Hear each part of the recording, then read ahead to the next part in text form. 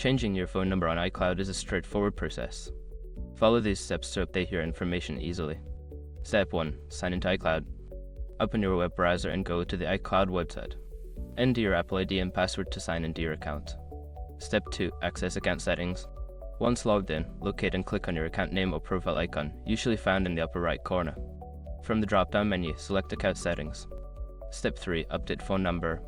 In the Account Settings section, look for the option to manage your personal information. Find the field for your phone number and click on it to edit. Step 4. Enter new phone number.